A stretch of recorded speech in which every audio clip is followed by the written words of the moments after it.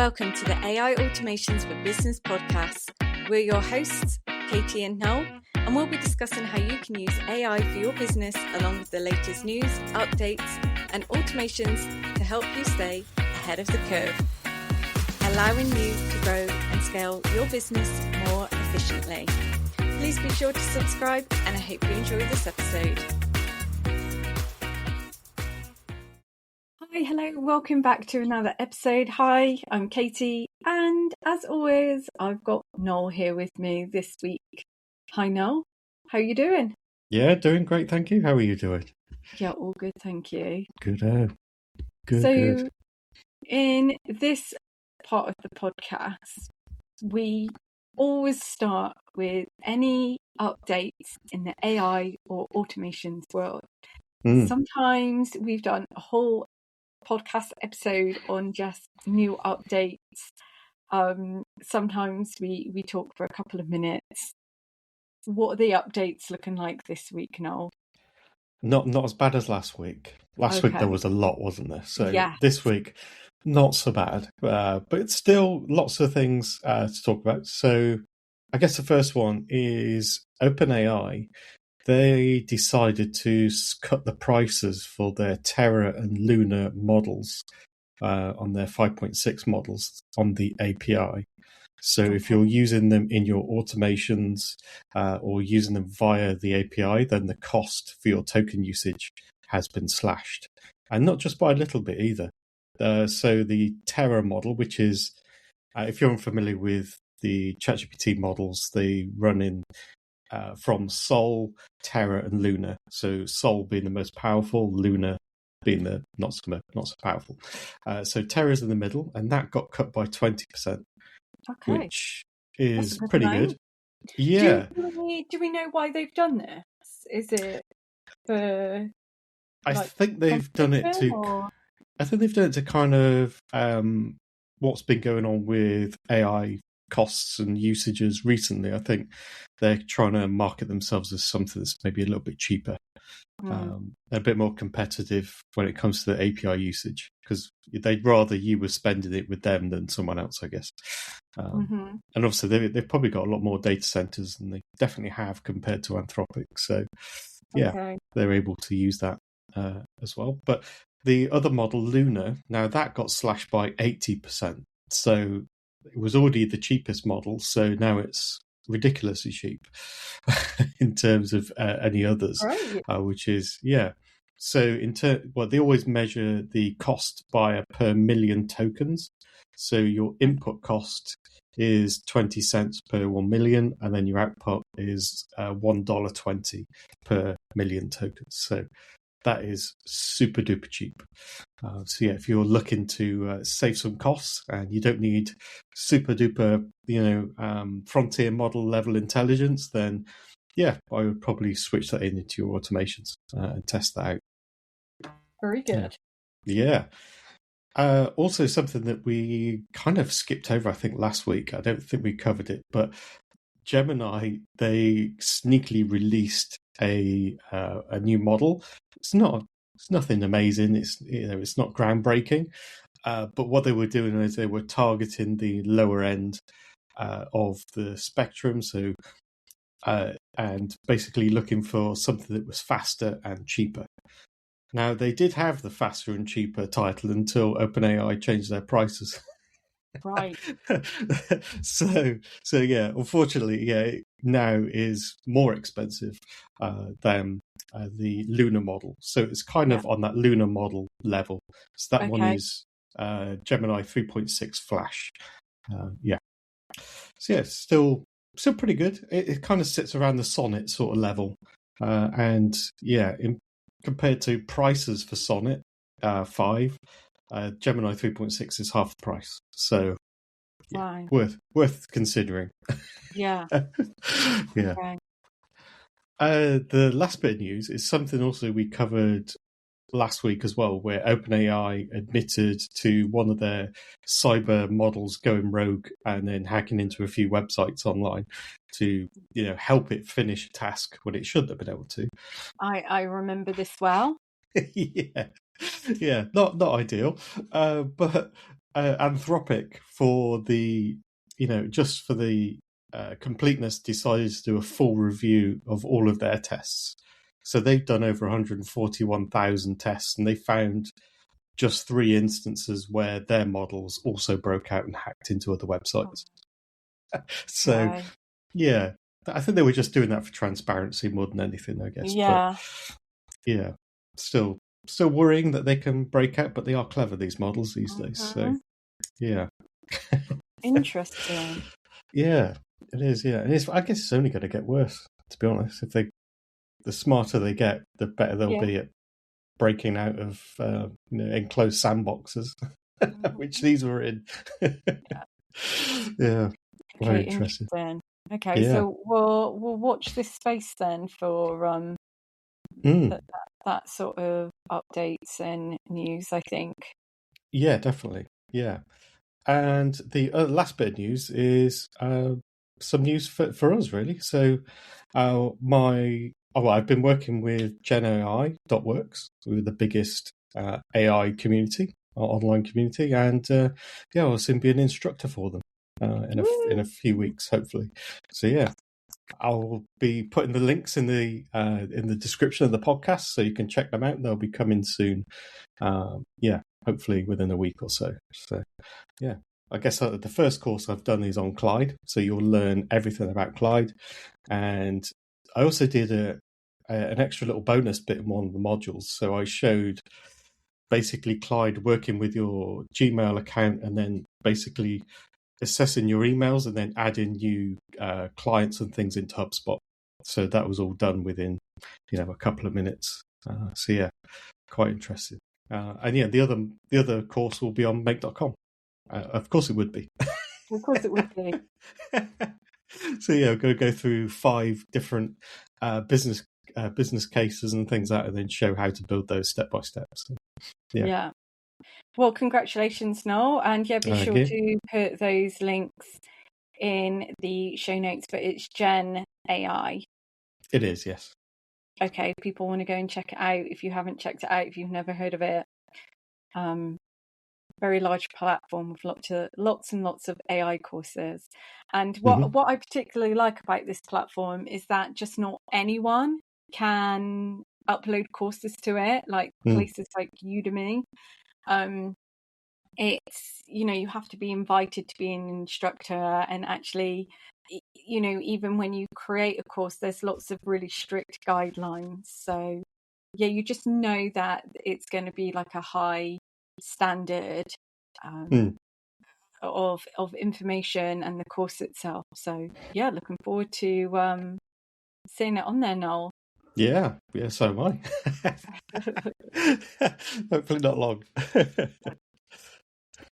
Okay, so this week we are talking about how to set up your Claude LLM in the best possible way. So we've got a couple of questions actually from different people, and it was kind of like, how do I set up Claude in the best possible way? So, not only am I going to be able to get the most out of it, but also, that I know that I'm using it in the correct way. And I don't know about you, Noel, but I wouldn't say there's a wrong or right way, but there's a productive way and maybe like a less productive way of using Claude or any LLM. Like it's I think there's definitely you can just get started. You can just start firing questions at it, and it'll that's fine.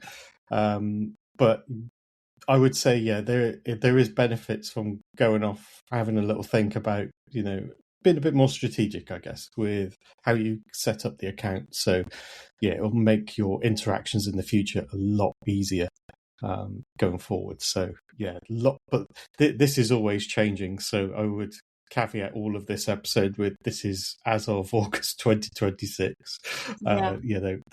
There's likely stuff going to change because some of these features weren't in here last year. They definitely weren't. So no. That's the thing with AI, as we always talk about on this podcast. Things can just change so quickly in not months or years. It's a matter of days and weeks with AI and automation world.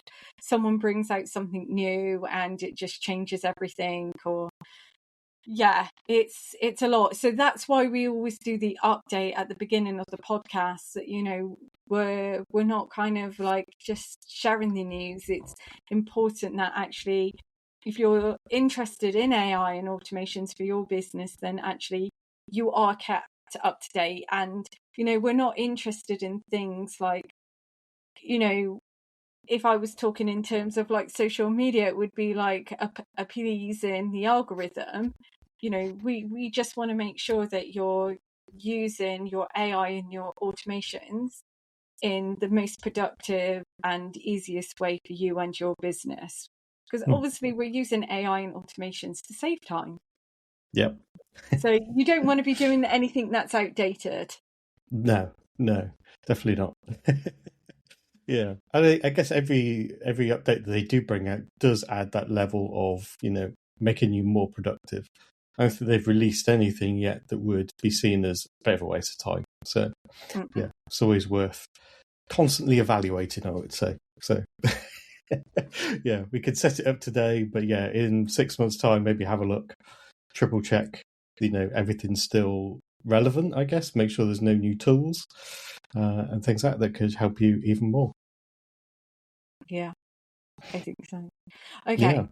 So with Claude, we're going in with Claude because that's what we know best. So someone's, let's say, got an account, they've maybe had a look around it, they've seen that there are skills and plugins and connectors and all of the things, but they want to make sure that they are using it in the best possible way. Where are we starting? So I wouldn't start with any of those to start with. The very, very first thing we need to do is, within the account settings in the general section, are the instructions for Claude. So this is kind of like a free text box. You can put in as much as you wish in there. But basically it gives you the option to teach Claude a bit about you, maybe what your aims are, maybe put in a bit about your business, what kind of products you sell or services and things like that. That's kind of the place to start really personalizing your Claude experience. And yeah, I would say you would get far more better things out of it. So one of the things you could also put in here is, if you're sick and tired of reading really, really long responses from Claude or any AI, you can put in there, look, just give me the key points. Like, don't go crazy. The cliff notes. I don't need the essay. Exactly. Be concise. You know. Yeah. So yeah, you can preload that in there, and yeah, that would, you know, make your experience using Claude 10 times better. Just from that one thing. I totally agree with you on that one, and I think it's something that a lot of people don't even realise it's there. Yes. And yeah, it just makes a huge difference, and I feel like you're not having to repeat yourself so much because it already knows you, it knows your business, it knows, like, maybe you could put in your business goals, or, you know, anything that you feel is relevant and important for Claude to know for helping you with, you know, answers, I guess. Yes, definitely, yeah. There is actually another thing which I'll mention now. It's not really a setting as such, but it's the way that the memories work within Claude. So I remember we did this maybe a few months ago, and I'm looking at it now and it's changed. Again, so before it used to create like almost like a mini document about how, or what you were up to, what you were talking about, and things like that. So now it kind of breaks it into different sections. So I'm looking at mine now and I've got a section on Clyde. I've got one on the Gen AI Academy where I've been chatting about the courses. I've got other things that are going on in there, and it's even got hobbies in there. I hate to think what it's got on there. So it uses those memories as kind of like a point of reference. So you could be having a conversation in 6 months' time that's relevant, and it's saved it in that memory bank, and it can basically go off, gather that information, and make the response more personalized to you. I believe you can't actually edit the memories. No, I don't believe you can. Looking at it right now, but you can delete memories as well if you don't want it to remember. You can actually say to it as well, like you can actually go in and type like, forget this memory, or this isn't relevant to my business anymore. So that I've had to go in and do that. I had a memory that I was getting confused with that wasn't part of my business, and I was like, no, like this is not relevant at all. Like you're getting a hobby and a business like mixed up. Yes, exactly. It can do that. Yeah, from time to time, I've found that myself.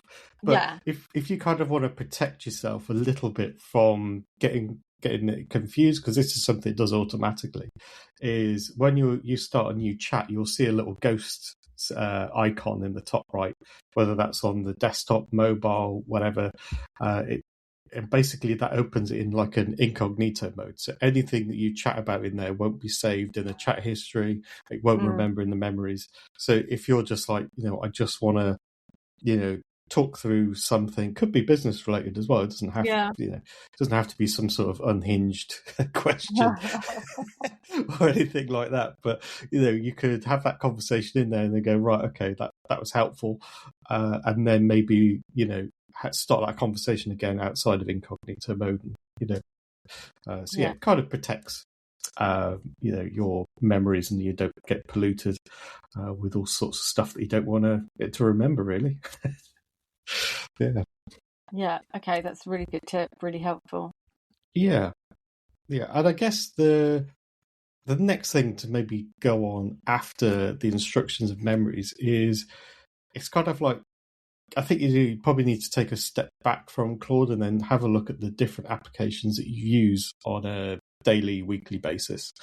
And, maybe assess like which ones of those do you want to connect into Claude, maybe which ones don't you want to put in. And once you've decided that, then go and have a look at the connectors within Claude.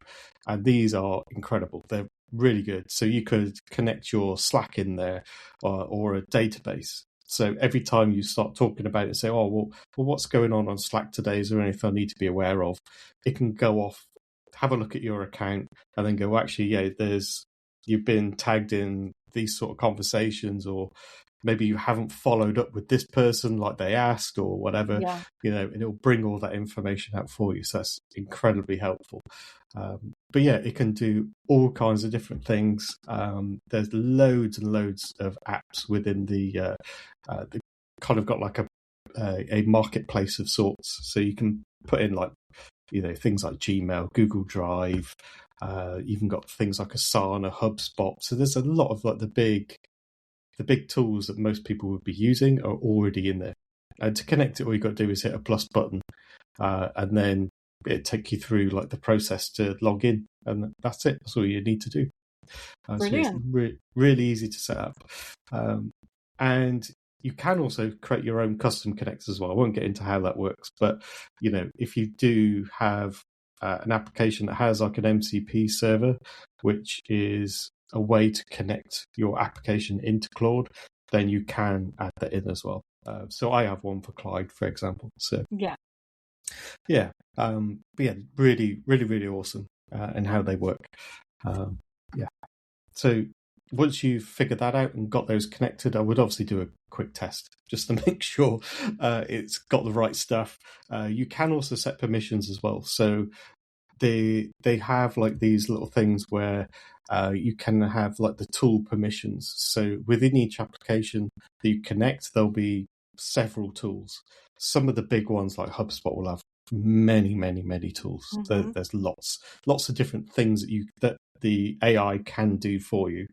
And basically the permissions allows you to either allow it. So I don't care. You can use that tool regardless, go crazy. There's also then the option to you need to ask me for permission before you do this action, or you're not allowed to do it whatsoever. Do not use that tool, which is fair enough. So there could be things like in Gmail, like I don't want you sending an email without me authorizing it, or never send an email, Mm-hmm. as quite an example. Important one. Exactly, yeah. Yeah, very important. So yeah, those are connectors, very, very helpful. The next biggest helpful thing is skills. And the way I would describe skills are pretty much like an instruction manual for whatever task or process that you want to run or do in Claude. So, you could say to Claude, look, this is, I've connected in my HubSpot. This is actually the process that I follow to, go through and research clients, or go through and, score leads or whatever. So you could teach it that within a skill. And if you ask Claude to create a skill based on that, it would then do all of the hard work for you.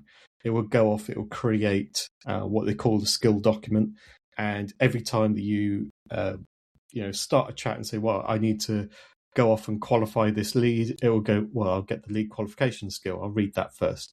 And it will go off and do the task for you.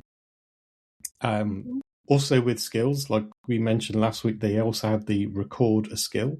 So you could be screen sharing and then taking the AI through like a video screen share and showing you where they click and all that different sort of thing, and say, well, this is where I want the data to go, and it can go off and then create a skill file based off of that as well, which is pretty awesome to see. Makes it a lot easier. When you're typing, you always forget stuff. I always do. So, you end up waiting a couple of minutes for a skill file to be created, and you go, oh no, I forgot the middle step. Yeah, which isn't particularly helpful. But at least with that way, you've got a way of showing it, and it will control your browser as well. So if you're wanting to do stuff within the browser, it will remember where those clicks are, and it will be able to do it. It's very, very slow, but it's only going to get faster in the future. So yeah, which is pretty awesome. And I guess while we're setting up those sort of things, there's also things called plugins. Now, I don't think many people really use plugins. I've never really seen it on YouTube, with anyone really using it. They always use connectors and skills. But plugins is kind of different. And basically it's like a group of skills and connections all in one plugin file, basically, which is kind of helpful. So they've got loads in there within like a library. So if you go on, I believe it's claude.com/plugins, that's kind of like their online, marketplace. So you can go through and have a look what's available. There's lots more on there than what there is within the Claude app. But you can browse them on the app. It will show you which ones have been created by Anthropic, which ones are partner ones, and things like that. But I installed the marketing plugin earlier, and basically that gives you 8 different skills. So you've got like SEO audits, brand review, campaign plan. So those are all pre-built for you, and then there's 13 connectors to go with it. So it's got like Slack, Canva, Figma, HubSpot, and loads of other different things. So you've got Ahrefs for your SEO, so you can go off and get live SEO data, and and all the instructions are all built in within that plugin, which is pretty awesome. Yeah, that sounds great. Yeah, so if you don't want to create skills and then have all the connections, then this is kind of a cheap way of doing them both at the same time. Yeah. Do you know why most people aren't using this, or? I just never see anybody talking about it. I mean, they probably are. I mean, I'm looking at the Anthropic ones at the moment. They're looking at about 1.2 to 2 million downloads, which I think in the grand scheme of things isn't actually that many. No, it's pretty low, isn't it? Seeing as how many active monthly users there are. Yeah. Do you think it's just one of these underrated? Yeah, I think so. Yeah. Tools within Claude. Definitely, yeah. And because there aren't many people talking about it, then more people aren't finding it. Yeah, I mean, there was on my YouTube's absolutely crammed full of AI stuff, as you can probably imagine. I can imagine. So yeah, this sort of thing comes out and they go, "Oh, this is amazing," and then that's it. It's gone within a week. So yeah, I do find though a lot of the AI YouTube videos, and this isn't me talking trash, is that they kind of want to cover the latest and newest thing, which I understand. But sometimes actually, if people are only coming to AI and automations now, actually it's going to be really helpful to have more details on like one platform, whether it's Claude, it's ChatGPT, or if it's something like make.com. exactly. Yeah. I always find it better looking at YouTube and then find, like, after the hype cycle's gone for a particular plugin, there'll be somebody who will do a video, go, "Oh my god, there's this new feature that I've just found," and it's like, well, that was probably 4 months old, but I'd rather listen to what you say about it, because you're getting into more detail and not just being like, "This is incredible, moving on." I do find as well, everything is like, it's the best thing ever. And I know it's great to get excited about some things, but sometimes new things are great and they are exciting, but actually they're not going to be like life-changing when it comes to using AI or automations. No, definitely but not. it gets like that though as well, like with social media. And of course I refer back to things on social media because that is my background. But there would be hype about these new little updates or like new tools within like Instagram or Facebook, and people would get really excited at first, and then like it would really die down. And I think it causes quite a lot of anxiety and a lot of FOMO, people thinking that they're getting left behind, and actually some of these things really don't matter at all.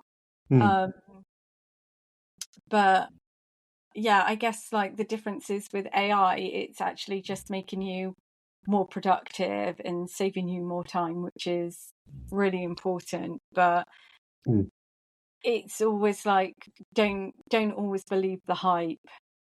No. I always give it a week or so before I even implement anything, unless it's something I instantly see value in. Then I'll go off and add it in. But other than that, I just let it die down a bit and then assess it. Sometimes it can be, it can save you time. It can be better. Other times you're just like, well, I just rather like doing it the way I'm doing it, so I'm just going to stick with it. Both are fine. Yeah. But on the social media side, I remember there was that platform called Periscope, wasn't it, that everyone went mental about? My goodness. Like, yes. And there was one that was very similar called Meerkat. So you were either on Meerkat or you were on Periscope. And yeah, it was it was like, for those of you who never used it, it was almost like the same format as TikTok, but everyone was live. So there were no posts, like there was no photos from, this is what I remember, because we're talking like over 10 years ago, Periscope was about. But it was just like a feed of everyone going live, and you followed people and you would get like notification when they went live. And and it wasn't just business owners. It was like, I can remember I used to follow this guy. Did I follow him or did he just come up on my algorithm? Whatever. And he had an apartment in New York, and his view was looking at the Empire State Building. And at a certain time, I think it was midnight, again, forgive me, it was a long time ago that I used to watch these videos, that they're like Empire light buildings, like at the very top would change colour. So he would always be like out on his balcony or terrace, whatever it was, at like midnight doing a live periscope ready for like the Empire State Building to like to change. And sometimes they'd put on different colours for different events and things like that. So yeah, and then he had like just a mass following, and he would just be chatting to people, but his camera was never on him. It was always at like the Empire State Building. I mean, madness. I absolutely love it. And I think that's probably why I love TikTok so much, because it's just like anything goes. It's just the most random and sometimes unhinged content, as well as like really sensible content. Exactly, yeah.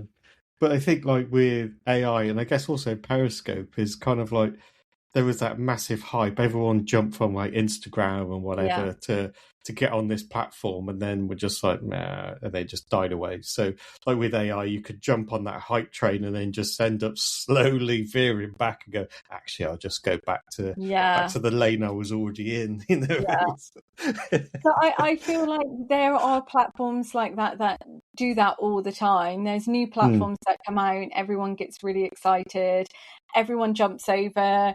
And the thing is as well, like, if people don't enjoy the platform, then they all just migrate back to like where they were before that. So yeah, really interesting. People's behavior and psychology, love it. Yeah, absolutely. Yeah, but we do hope that this podcast has helped you with setting up your Claude account. If you've got any questions, please either email us hello@makeautomations.ai or come and join our free LinkedIn group, AI Automations for Business. It's completely free to join. You can come and ask questions, tell us what you're up to, what you're building, how you're using AI. We absolutely love to hear it. Or if you've got a question for the podcast, again, please send us an email or drop it in the free LinkedIn group. But thank you so much for listening, and we will catch you next time for another episode very soon.